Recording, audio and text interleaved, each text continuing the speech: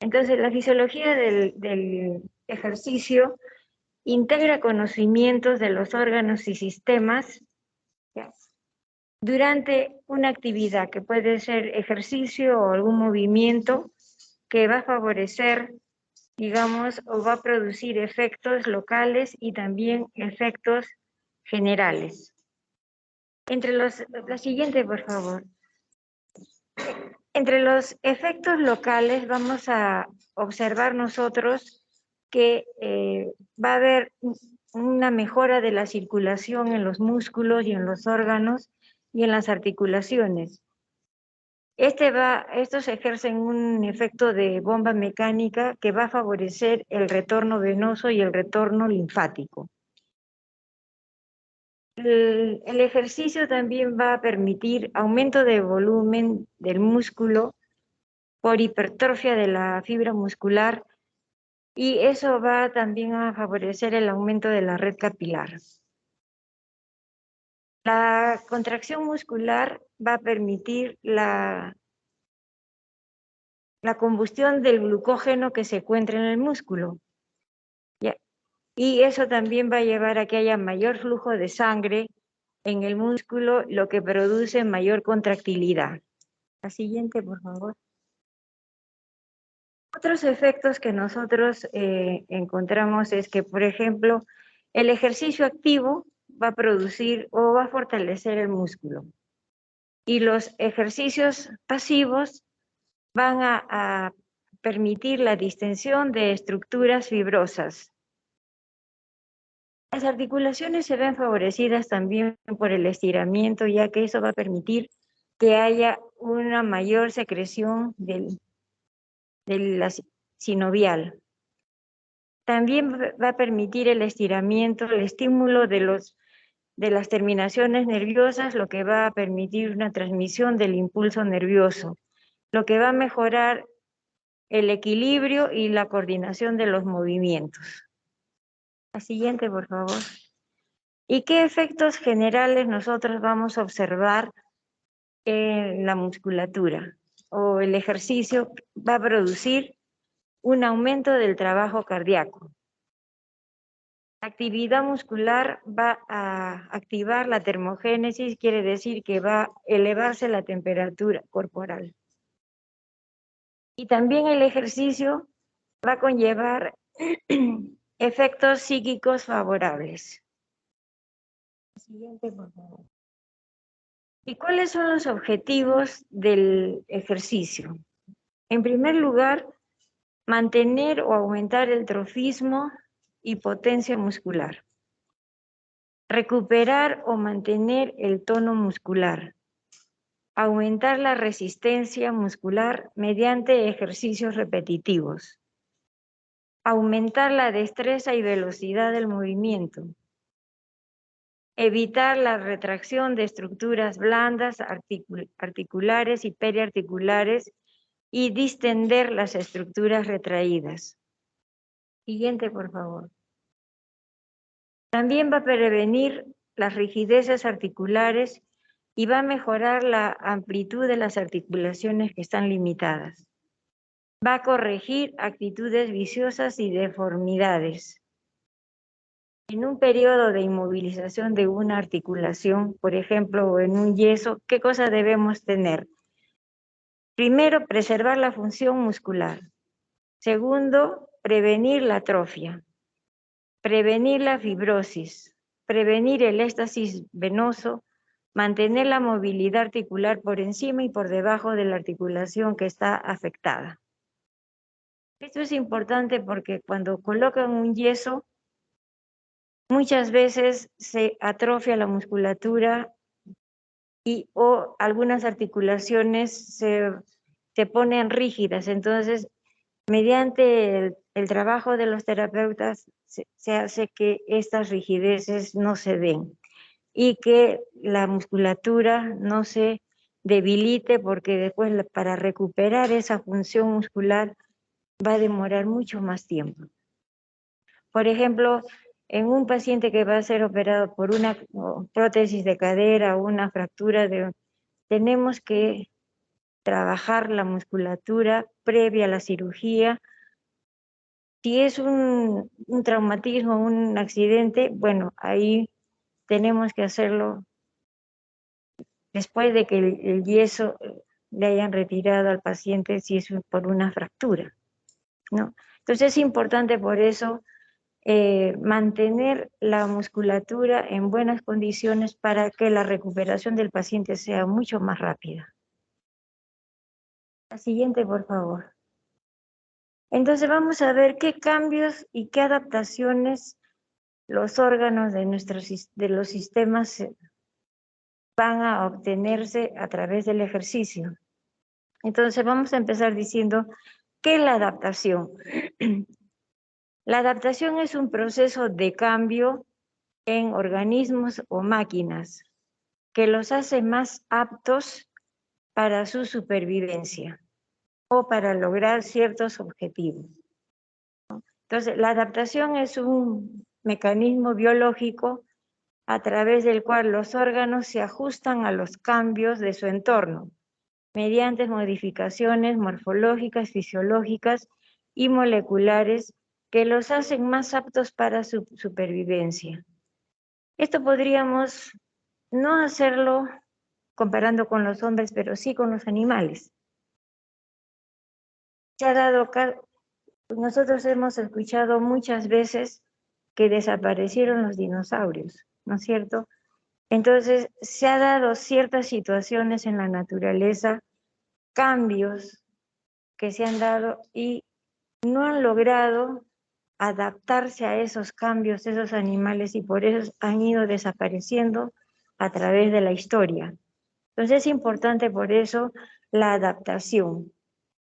Inclusive, ¿cómo será ahora con estos cambios climáticos que se está dando, que de repente algunas especies, no sé, pero de repente algunas especies desaparezcan porque no logren adaptarse a los nuevos cambios? Incluso nosotros hemos escuchado, por ejemplo, que hay algunas especies en la selva que están en proceso de extinción. ¿Por qué? Porque de repente no se están adaptando a los cambios o no encuentran suficiente alimento para poder adaptarse y poder sobrevivir. Entonces, no sabemos si nos pueda llegar en algún momento a darse eso en los seres humanos. No sé si ustedes han escuchado, pero hay muchas teorías porque dicen, ¿qué pasó con los aztecas? ¿Dónde se fueron? ¿Por qué desaparecieron los mayas, no? ¿Qué pasó con los mayas? Entonces, que aún no se encuentra una explicación. ¿Qué se dio en ese momento que de repente no lograron adaptarse a los cambios que se dio en esos momentos? Y por eso es que no hay muchos antecedentes de dónde están en este momento.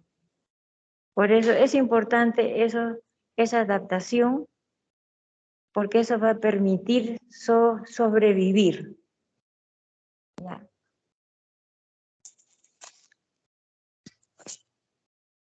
Ahora vamos a entrar a desarrollar lo que son los ejercicios terapéuticos, que es lo que en buena parte nosotros en nuestra especialidad hacemos uso de este tipo de procedimiento. Entonces, los ejercicios pasivos es el conjunto de técnicas que se aplican sobre estructuras sin que el paciente realice algún movimiento voluntario. La zona que se trata, entre ellos tenemos ya. Por ejemplo, un paciente que tiene una parálisis. Entonces, él, por la parálisis que tiene, no puede movilizar su brazo, su pierna. Entonces, quien le va a realizar el ejercicio va a ser el terapeuta. Por eso es que es pasivo. Él no interviene en el movimiento del paciente. Él no interviene en su movilización. es el terapeuta el que va a realizar el ejercicio. Y para mantener las articulaciones que no se pongan rígidas, entonces va a utilizar una serie de procedimientos que van a ser movilizaciones, tracciones articulares, estiramiento de los músculos que se contracturan, algunas veces utilizar manipulaciones y sobre todo la postura. Tener el segmento o la parte del cuerpo afectada en una postura que no conlleve a que se haga rigideces o las articulaciones se deformen. La siguiente. ¿En qué casos indicamos los ejercicios pasivos? En la paresia o debilidad muscular, en la parálisis flácida, para conservar la movilidad, como les había mencionado, evitar rigideces articulares, evitar las retracciones de las partes blandas, evitar la anquilosis de las articulaciones, evitar desviaciones de la columna.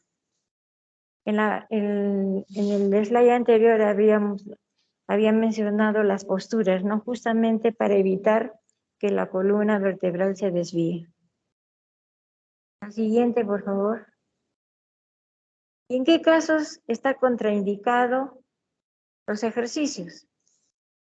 En procesos inflamatorios agudos, ¿ya? O en procesos infecciosos. Porque habíamos dicho que el ejercicio va a hacer que aumente el flujo sanguíneo en la zona que nosotros vamos a tratar. Y al aumentar el flujo sanguíneo se va a diseminar el proceso infeccioso. O va a llevar a que haya mayor inflamación. Después, en fracturas que están en proceso de consolidación, en artrodesis, en osteotomías, en derrames articulares y también en la laxitud articular. La siguiente. Bueno, ahora los ejercicios activos. Estos ejercicios son los que realiza el paciente sin la intervención del terapeuta, que son controlados, los puede corregir el terapeuta ya o ayudar al paciente. Aquí se pone en juego la actividad muscular en forma voluntaria.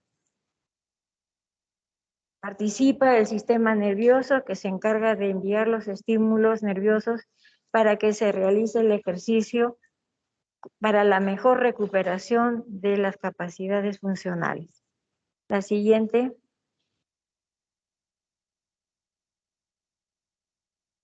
Cuando se pierde el proceso de la contracción muscular, hablamos de que hay una parálisis. Pero si esta es parcial, hablamos de paresia. También podemos decir que hay una contracción isométrica, que es cuando aumenta la tensión en el músculo, pero no varía la longitud de la fibra muscular. Y la contracción isotónica, en esta contracción hay variación de la longitud de la fibra muscular. Entonces, podemos utilizar cualquiera de los dos tipos de contracción uno para mejorar la fuerza muscular y otro para mantener los rangos articulares. La siguiente. ¿Y cómo clasificamos los ejercicios? En activo, los activos, en activo, activo asistido y activo resistido. El ejercicio activo es el que realiza el paciente sin mayor intervención del terapeuta. El activo asistido se refiere a que, por ejemplo, el paciente puede movilizar hasta cierto grado, hasta cierta función, pero no lo completa. Entonces, el terapeuta completa el movimiento. Por eso es que es asistido. Lo que puede hacer el paciente y el terapeuta le ayuda a completar el movimiento, el ejercicio. Y el ejercicio activo asistido es el que lo realiza el paciente y el terapeuta le ejerce una resistencia para mejorar la fuerza, la potencia de ese músculo.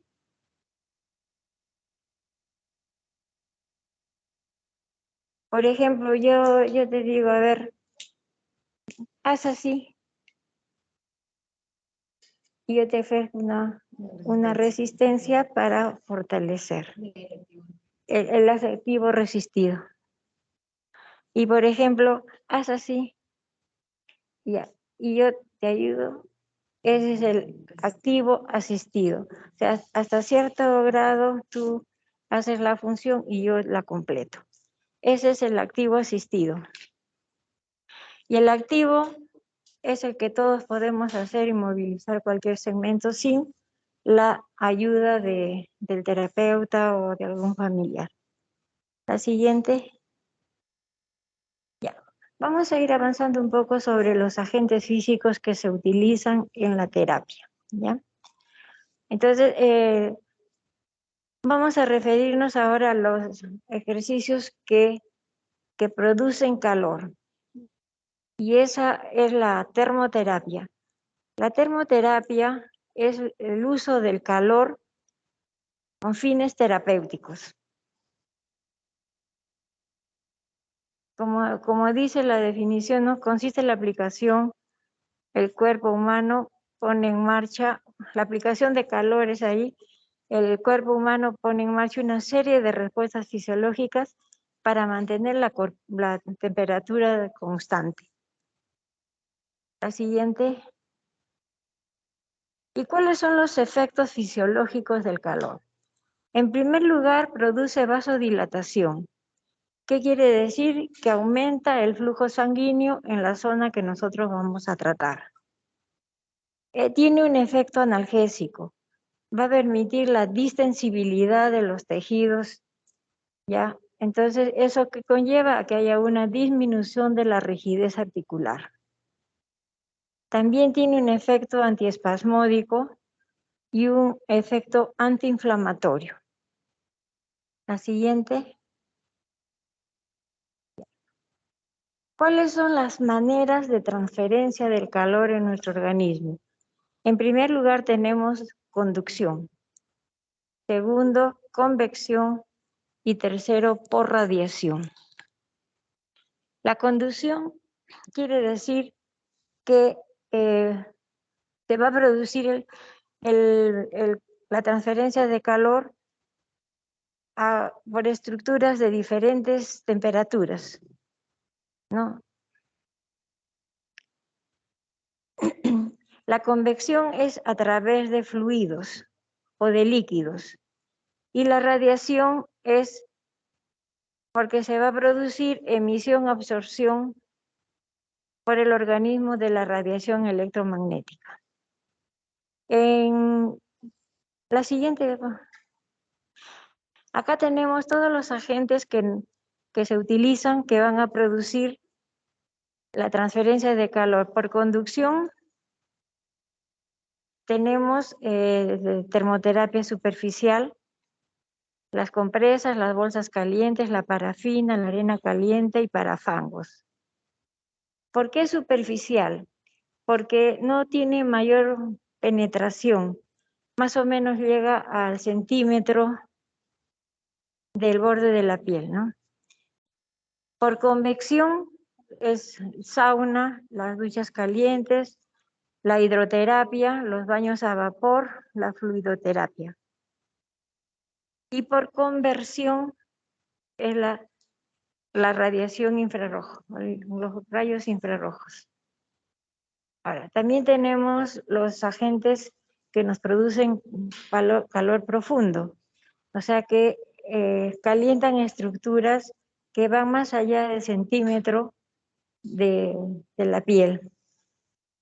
Entre ellos tenemos la onda corta, microondas, el ultrasonido, magneto también. La siguiente, por favor. Entonces, aquí estábamos definiendo lo que es la termoterapia superficial y que va a producir a los tejidos superficiales.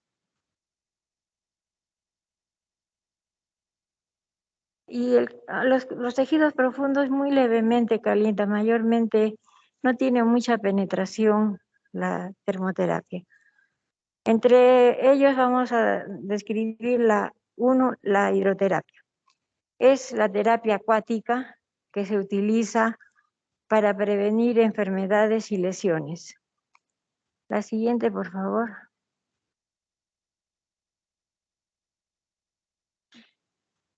Hay que tener en cuenta el riesgo que puede generar la hipotermia.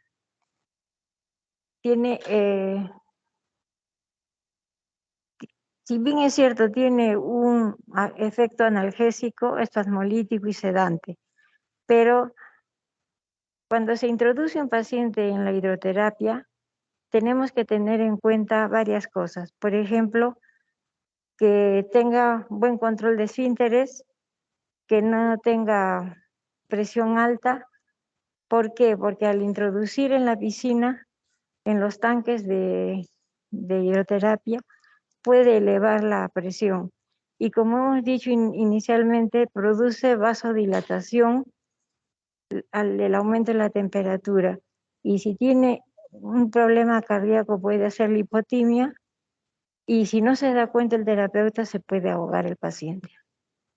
En los servicios de rehabilitación se cuenta con tanques de hidroterapia y esos tanques tienen una camilla que va sujeta a un tecle que permite introducir al paciente que está bastante comprometido y inmovilizado para sumergirlo en una camilla en el tanque.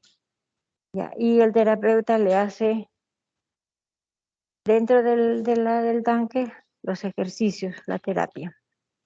Dependiendo de la patología, ¿no? Si es una artritis reumatoidea, si es una paraplegia, pero hay que tener presente que no tenga, que tenga control de esfínteres, porque si no controla sus esfínteres, va a contaminar el agua y hay que sacarlo y hacer la limpieza y desinfectar el tanque. La siguiente, por favor. ¿En qué caso nosotros indicamos? En la artritis, en la fibromialgia, en la atrofia muscular, en la esclerosis lateral amiotrófica. La siguiente. ¿Y en qué casos no podemos indicar ese tipo de terapia?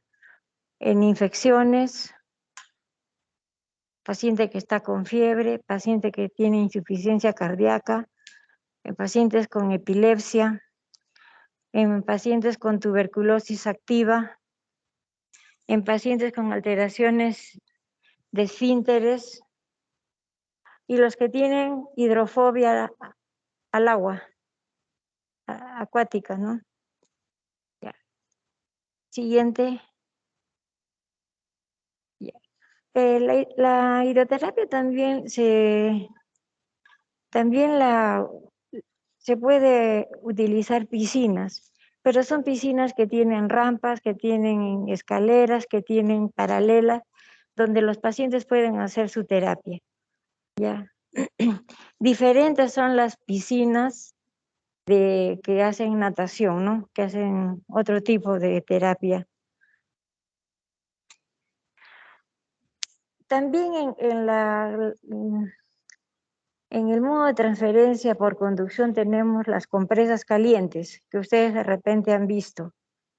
La temperatura de las compresas varía entre 38 y 40 grados, pero va a depender de la sensibilidad y la susceptibilidad de las personas, porque no todos tenemos la misma sensibilidad. Hay personas que de repente con 32 grados ya sienten que se queman, otras que toleran un poco mayor temperatura.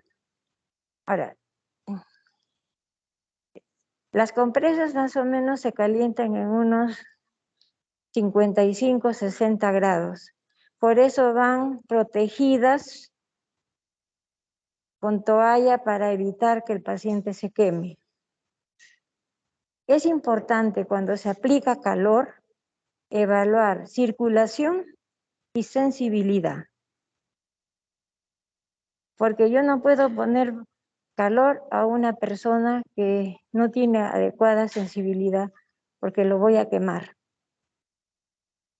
Y también tengo que ver que tenga una buena circulación, porque si la circulación no es adecuada, y como hemos dicho que la termoterapia va a producir vasodilatación y va a llegar más sangre a ese segmento del organismo, y si no tiene una buena circulación, probablemente le voy a producir una necrosis, si es el pie, una necrosis en la rodilla, dependiendo de la zona que esté afectada, la sensibilidad y la circulación.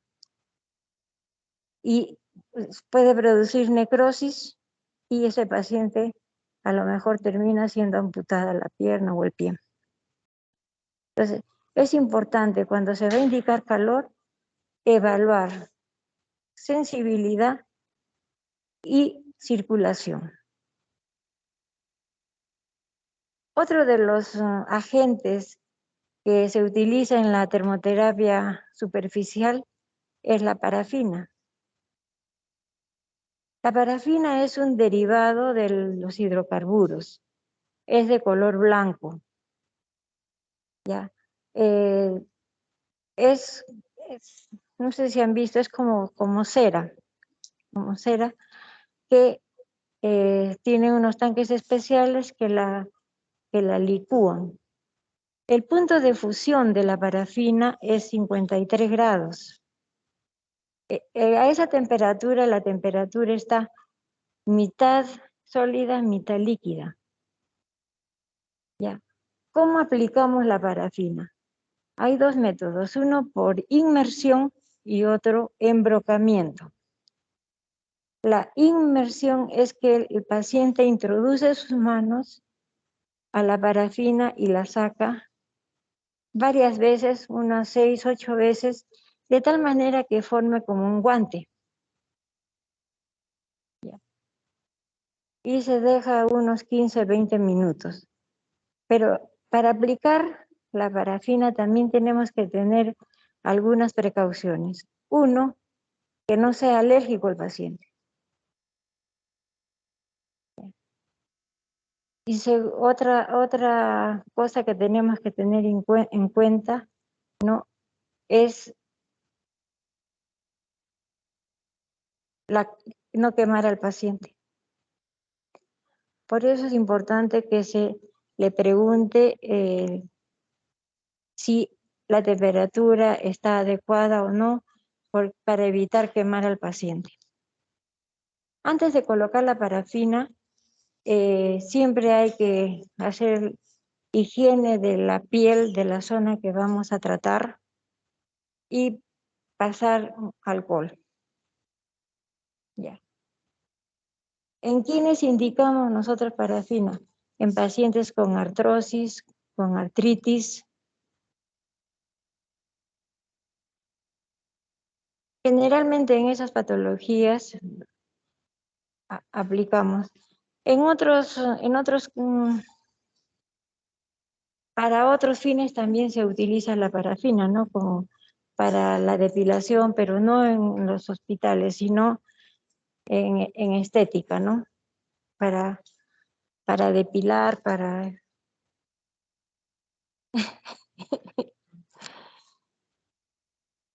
Entonces, tiene indicaciones para artrosis o artritis, pero también tiene algunas contraindicaciones, como es pacientes alérgicos, pacientes de repente que tengan varices en la zona que vamos a tratar, que haya cambios de sensibilidad. Entonces, tenemos que en infecciones, en heridas, no se puede aplicar.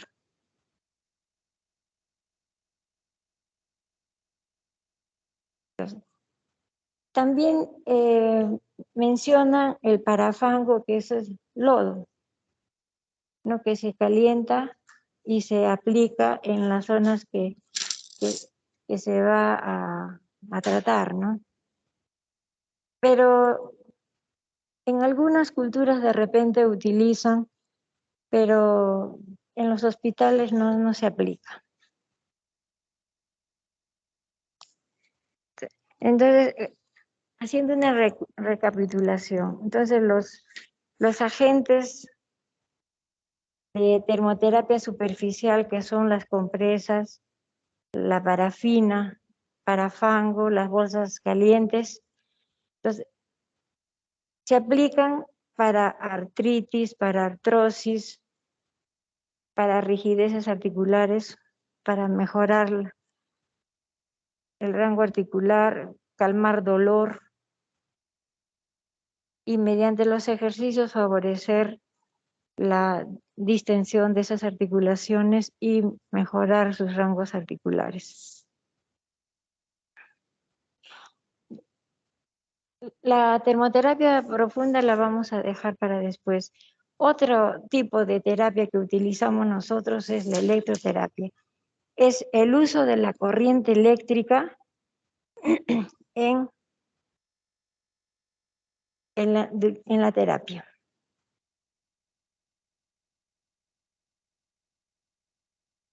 ¿Y cuáles son los efectos que obtenemos con la electroterapia? Vamos a estimular los músculos y nervios de las zonas afectadas. Tiene un efecto analgésico y también tiene un efecto de relajación progresiva. La siguiente. ¿En qué casos está contraindicada la corriente? En el embarazo, en las infecciones, en marcapaso, en prótesis, en personas que tienen material de osteosíntesis, en tromboflebitis, varices, en los ojos, el corazón y hemorragias recientes. Entonces, como ven ustedes, hay bastantes contraindicaciones en las que nosotros tenemos que considerar para aplicar este tipo de tratamiento. En marcapasos, ¿por qué? A ver, ¿a alguien se le ocurre? ¿Ah? Interferiría con la actividad del marcapaso. En material de osteosíntesis, porque puede calentar también los elementos metálicos. Ya. La siguiente. Bueno, y ahora vamos a ver los tipos de corriente que tenemos. La corriente galvánica, que es una corriente continua, ininterrumpida. Es prácticamente unidireccional, tiene una sola línea. ¿Ya? Fue una de las primeras corrientes que se empleó a utilizar. Incluso, por ejemplo, en pacientes psiquiátricos se utilizaba el electroshock. De repente en psiquiatría ustedes han escuchado que les aplicaban eso. Después las corrientes sinusoidales, que son corrientes que cambian de sentido, son bidireccionales. La siguiente.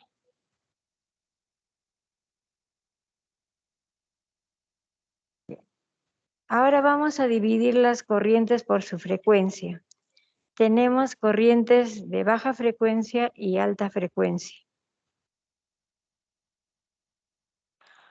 Las corrientes de baja frecuencia que van de 1 a 4000 Hz, entre ellas tenemos la corriente farádica, el TENS, la iontoforesis.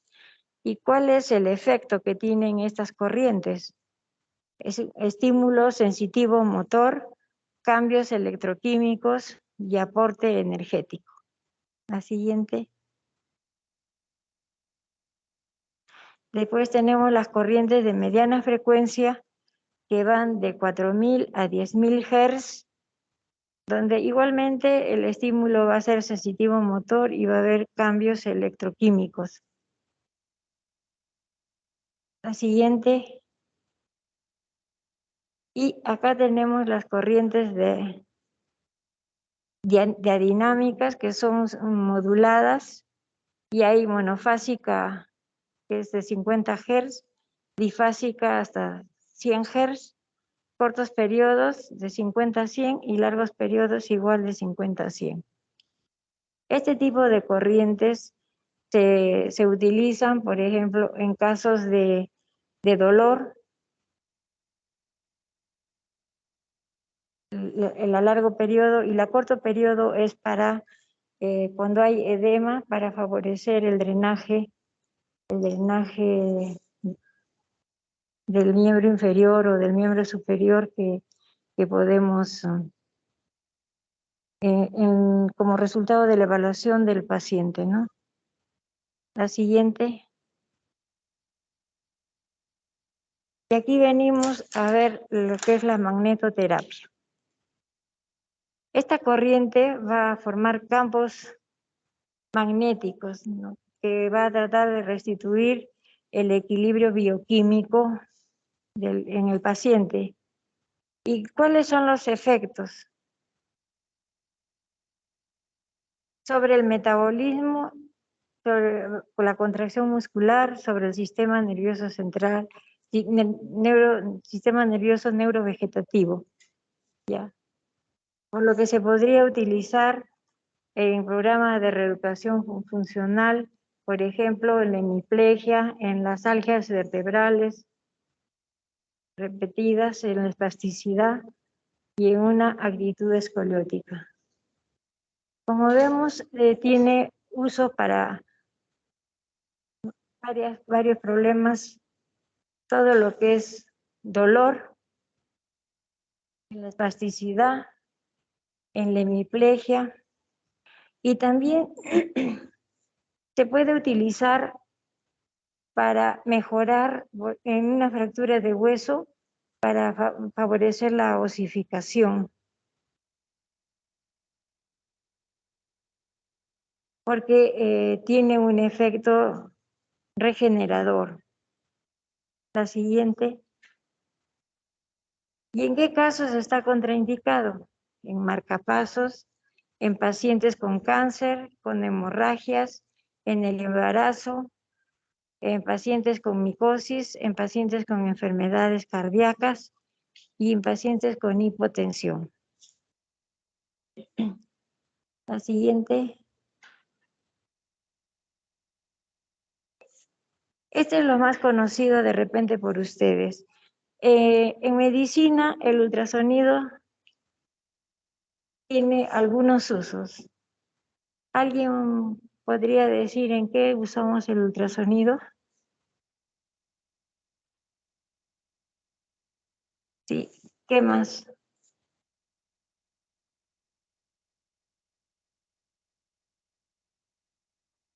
Aparte del uso en la terapia y en ecografía,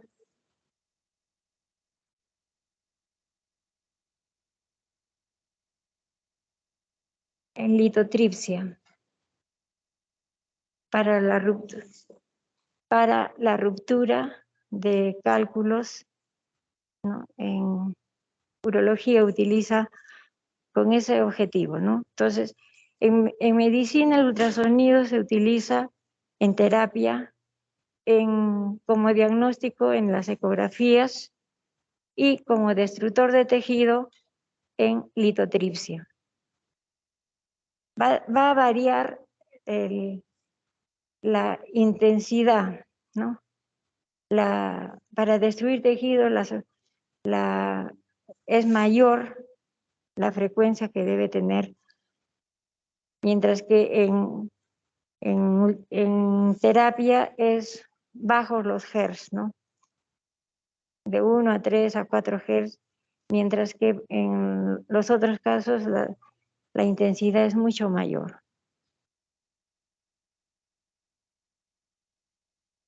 Ahora, el ultrasonido va a emitir unas ondas. Y estas ondas, a medida que atraviesan los tejidos, va a producir el calentamiento de las estructuras. Por eso es un tipo de calor profundo, porque a medida que penetra la onda, porque eso es horizontal, la onda va a penetrar en forma vertical al tejido. Y de acuerdo a la resistencia que le ofrece, va a producir el calentamiento de la estructura. También se habla que el ultrasonido tiene un efecto hemireductor. ¿Qué quiere decir? Si yo en piel le aplico 3 Hz al centímetro, centímetro y medio, ya va a haber la mitad de esa intensidad. Por eso hablan de un efecto hemireductor en el uso del ultrasonido. Ahora, como decimos, produce calentamiento. Hay que tener cuidado porque podemos producir quemadura en las estructuras que nosotros estamos calentando, como por ejemplo puede llegar a periósteo y producir daño.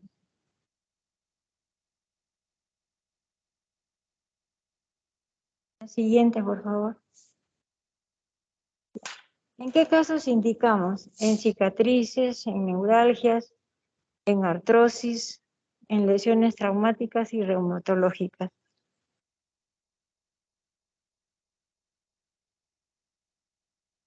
¿Y en qué casos está contraindicado? A ver.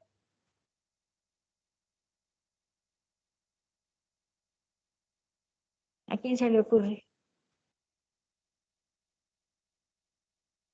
Está contraindicado en el embarazo, ¿no? En cáncer, en pacientes con marcapaso. A la siguiente, por favor. Entonces, ahí están las contradicciones.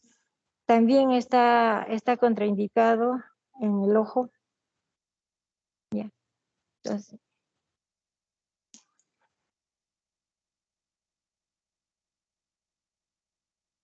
más o menos los agentes que producen calor profundo, más o menos tienen las mismas contraindicaciones, ¿no? Embarazo, marcapaso, material de osteosíntesis, en prótesis, más o menos tienen en infecciones, más o menos tienen las mismas contraindicaciones.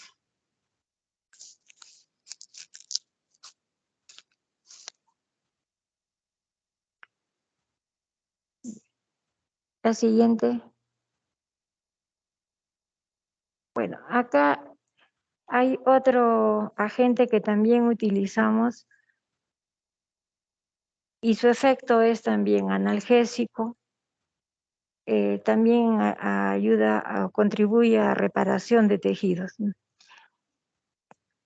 Como ahí la palabra láser viene del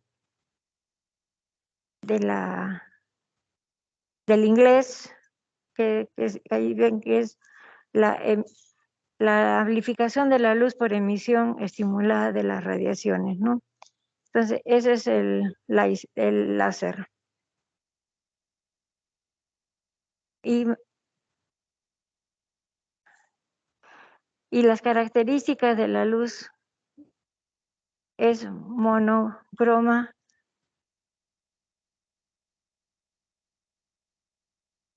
La longitud de onda también es importante. Es una emisión direccionada, tiene brillantez. Para colocar el láser hay que usar lentes para evitar la luz. La siguiente, por favor. Bueno, aquí hay varios tipos de de láser. En medicina física nosotros utilizamos el láser helio-neón, ya, y el de CO2, dióxido de carbono. Hay otros láser que se utilizan en cirugía.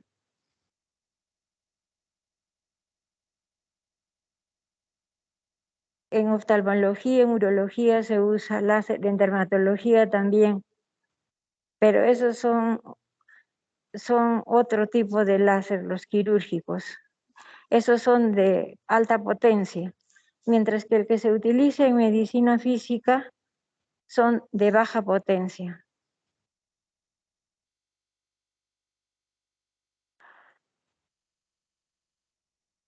Hay el láser rubí, también pues hay quirúrgicos y no quirúrgicos. Y siempre hay que colocarse lentes protectores por la radiación que emite el láser. La siguiente, por favor.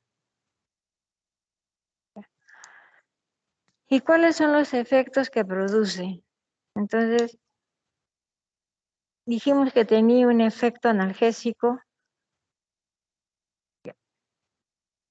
para los puntos gatillos, también acelera los procesos metabólicos, ayuda a, por ejemplo, en los pacientes que tienen úlceras por las varices, les va bien cuando se les aplica el láser porque ayuda a cicatrizar.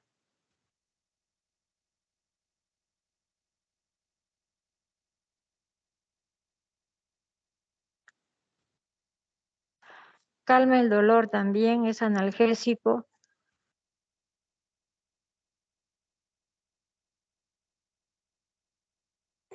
La siguiente, por favor. ¿En qué casos indicamos ahí, como dice, si nos ayuda a cicatrizar, entonces va a ser utilizado en heridas, en quemaduras, en úlceras, en procesos dolorosos, inflamatorios, reumáticos localizados, en hematomas y en puntos gatillos. La siguiente, por favor. ¿Y en qué casos no está contraindicado? En afecciones fibrosantes, por ejemplo, en la esclerodermia, en el Dupuytren, en los queloides y en el embarazo. Dijimos que tenía un efecto de metabólico, ¿no es cierto?, que ayudaba a cicatrizar. Entonces, en un Dupuytren puede calmarnos el dolor, pero nos puede favorecer más fibrosis.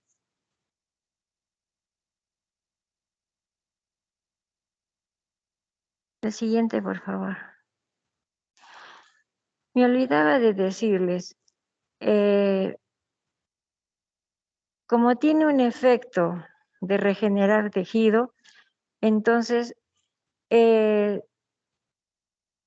trata de evitar en lo posible colocar en niños menores de 16 años, porque como está en proceso de crecimiento, entonces sería contraproducente que se sellen los cartílagos de crecimiento. Por eso, cuando se indica, hay que tener en cuenta si ya está terminado el proceso de osificación, porque podría acelerar ese proceso y osificarse los cartílagos de crecimiento en forma más temprana, ¿no?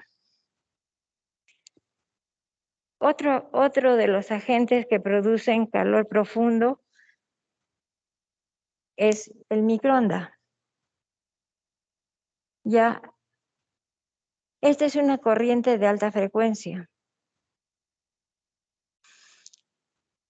y la produce un aparato que se llama magnetrón, que la corriente continua que entra por el tomacorriente va a elevar la frecuencia, va a producir unas ondas electromagnéticas ya, y que esas son absorbidas por el cuerpo. ¿Y cuál es el efecto que tiene en su organismo? Va a disminuir la rigidez, va a disminuir el edema, la distensión tisular. Tiene efecto analgésico. El microondas tiene un cabezal, que si podríamos llamarle, que en el caso del microondas se dice que es un director, que puede ser en forma cónica o en forma como de una artesa, que va a depender de la zona que nosotros queremos tratar para utilizar uno u otro director. ¿Ya? La distancia que se coloca más o menos son de 6 a 8 centímetros de la zona que vamos a tratar.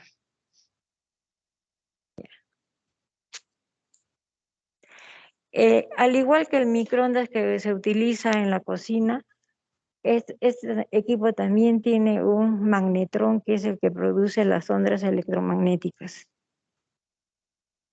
Y la penetración es más de 1 centímetro, por lo que va a calentar estructuras profundas. La siguiente, por favor. ¿En qué casos se indica? Como ustedes ven, casi son patologías osteomusculares, ¿no? Bursitis, tendinitis, desgarros, artrosis, artritis, lesiones traumatológicas y cicatrices. La siguiente. ¿Y en qué casos está contraindicado? Como mencioné, casi son las mismas que en la onda corta, ¿no? Que en el magneto. Marcapasos, implantes metálicos, genitales, ojos, neoplasias, en zonas con falta de sensibilidad, en zonas de sangrado, tuberculosis y heridas.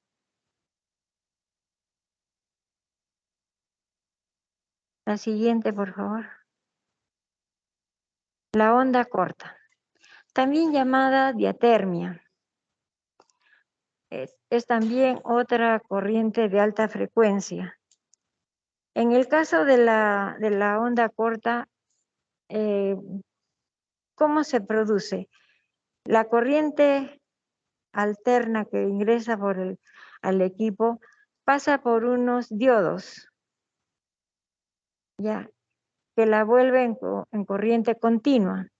Y esa corriente continua pasa a través de unos triodos, que es donde le eleva la frecuencia. Es más o menos el mecanismo cómo se produce estas ondas.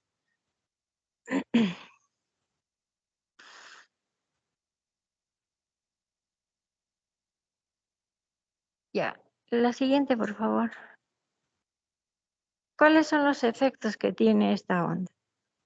Aumenta la circulación, aumenta la temperatura, disminuye el edema, regenera tejidos, sensibilidad de los tejidos y disminuye el dolor.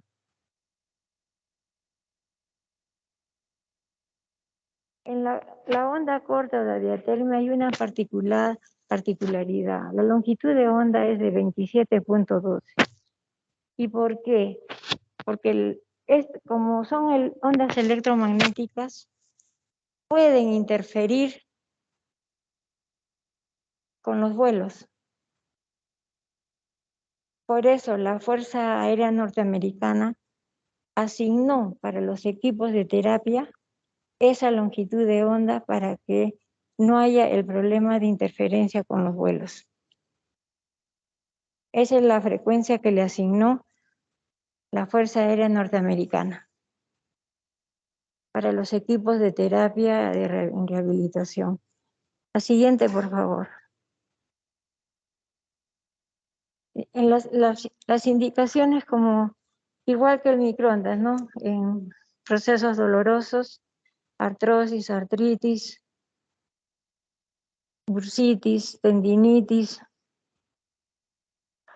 Y las contraindicaciones igual, marcapaso, embarazo, cáncer, ¿no?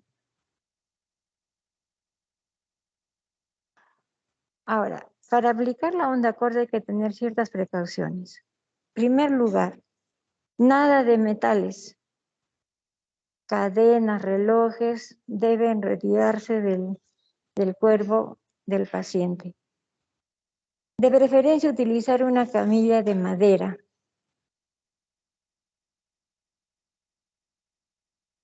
La piel debe estar seca. No debe haber humedad porque puede producir quemadura.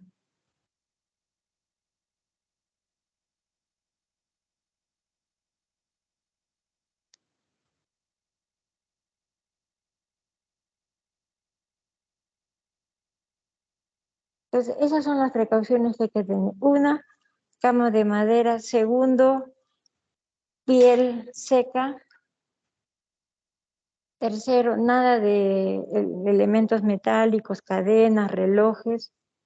Y otra cosa, que el cable no debe estar en contacto con la persona porque puede producirle quemaduras también, ¿ya?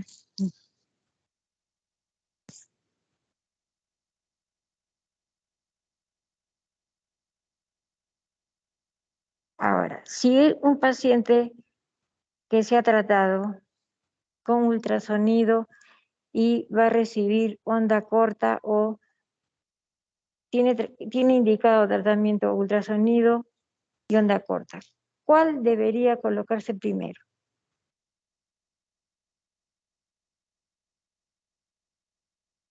La onda corta y después el ultrasonido. Porque si colocamos el ultrasonido y no se hace una buena limpieza de la piel, podría quemar al paciente. Por eso cuando se asocia onda corta y ultrasonido, primero la onda corta y después el ultrasonido. La siguiente, por favor. Y aquí está lo del que dijimos, que las compresas calientes, que es un tipo de calor de termoterapia superficial. Entonces también las pueden conocer como hot packs, ¿no? Que es una bolsa de algodón rellena de bentonita. ¿Y qué es la bentonita? La bentonita tiene propiedades hidrófilas, o sea, que absorbe agua. Y la temperatura oscila entre 70 y 76 grados.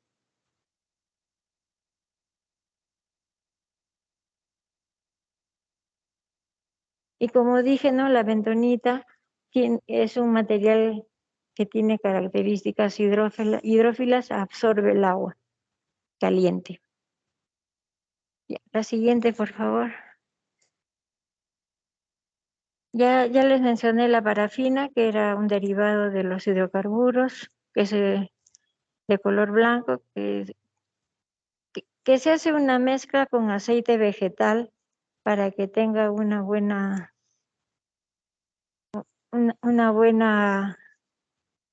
digamos, lubricación. ¿En qué casos se indica? Ya dije, artritis, artrosis, tendinitis, ¿qué más? Siguiente, por favor. ¿Y en qué casos está contraindicado? Varices, flebitis, diabetes, heridas, alteraciones de la sensibilidad. La siguiente, por favor.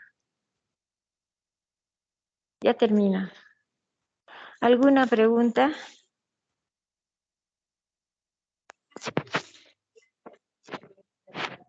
¿Ah?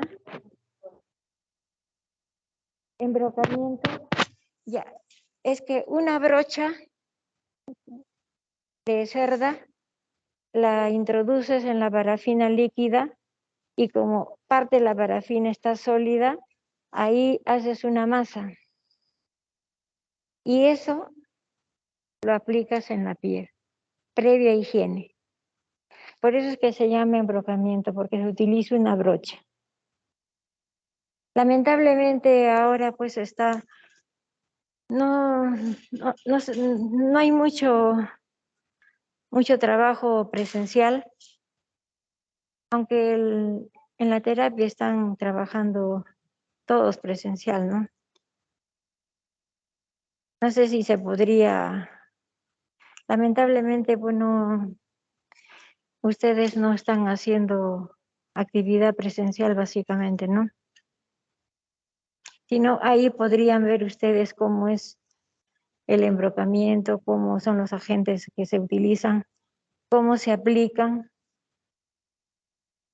¿Ibas a hacer una pregunta? ¿Ah?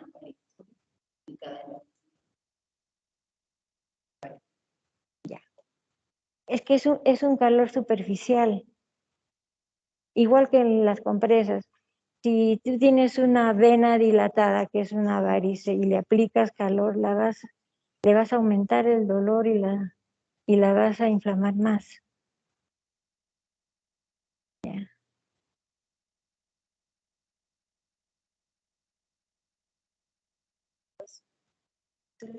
No, es que va a depender de la frecuencia. Ya. La frecuencia que se utiliza, entonces no se podría utilizar en la litotripsia. Va a depender de la frecuencia.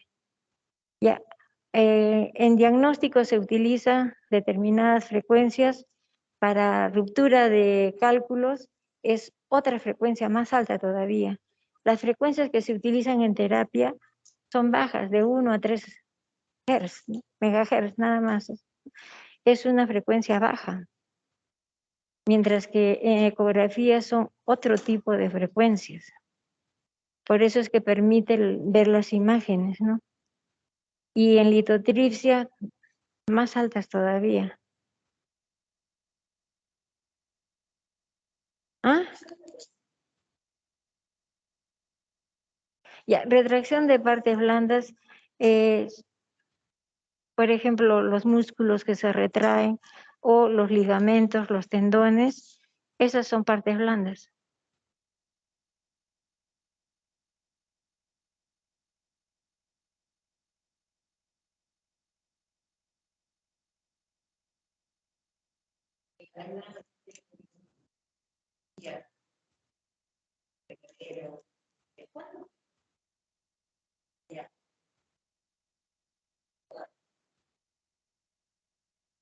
Por lo menos 2 semanas, 3 semanas.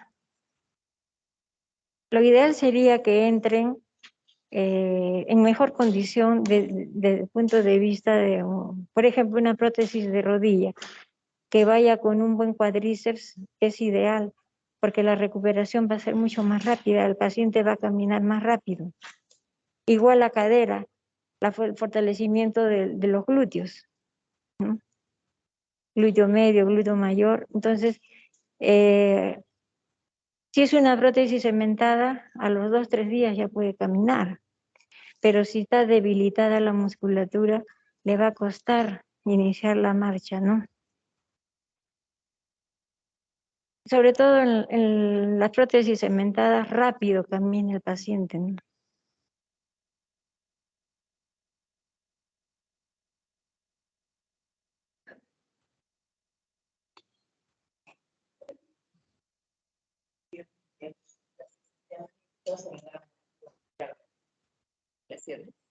Entonces, por ejemplo, un paciente que quizás hacer estirar, le ayudaría el dolor o no funciona así. Una cosa es la sinovia y otra es la bursa, son diferentes. Entonces, no le ayudaría. No. La bursitis es una cosa, la sinovia es otra cosa. Por ejemplo, incluso a veces, ¿qué se le puede decir? Hay señoras que dicen que cuando estoy sentada y me quiero levantar, no puedo. Una vez que ya camino, ya. Y si esa paciente, por ejemplo, antes de levantarse, mueve a lo mejor le va a hacer, lubrica la articulación y le va a ser más fácil deambular, ¿no?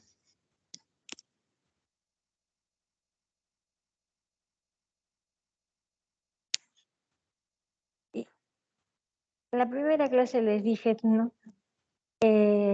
La terapia física es tan antigua como la civilización. Desde la prehistoria se ha utilizado algunos métodos muy empíricos, ¿no? El agua, el barro. Incluso acá también en nuestras poblaciones rurales, ¿no? A veces que le dicen, no, ponte emplasto de tal cosa, o hacen, por ejemplo, ciertas hierbas, las ponen en alcohol y después le dicen, no, frótate con esto. Al menos en la zona andina es frecuente. En Puno, por ejemplo, preparan sus macerados, ¿no? de uña de gato en la selva. En la selva ustedes deben haber escuchado que utilizan mucha medicina tradicional, porque ahí no hay acceso a la medicina en algunas zonas. Entonces ellos se curan con las hierbas que tienen que de generación en generación han tenido conocimiento. Por ejemplo, la uña de gato. Utilizan hay unas frutas que venden en el mercado que también las utilizan mucho en la zona de selva, porque hay comunidades en las que no hay acceso de la medicina. Mejor dicho, la convencional, ¿no? Pero ellos utilizan mucho la medicina natural, lo que de generación en generación han tenido información y ha pasado, y ellos es lo único con lo que se curan. A veces escuchamos, ¿no? La uña de gato, el aguaymanto, después hay una como parecida a la chirimoya que no sé cómo se llama, que venden en el mercado y que sirve, según lo que dicen, ¿no? Para ciertas patologías. ¿Alguna pregunta más? Sí. Acá les he traído, como les prometí, el índice de Bartel, ¿ya? Para que lo he doblado porque lo he sacado son las 10 actividades que se evalúan en caso de...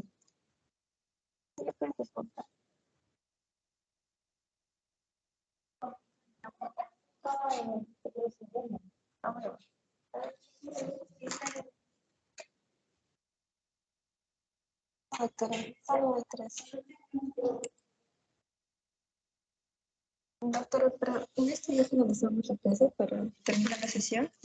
Con eso ya finalizamos la clase. Sí, ya está aquí, ayúdame. Ya chicos, gracias por asistir. Hasta luego.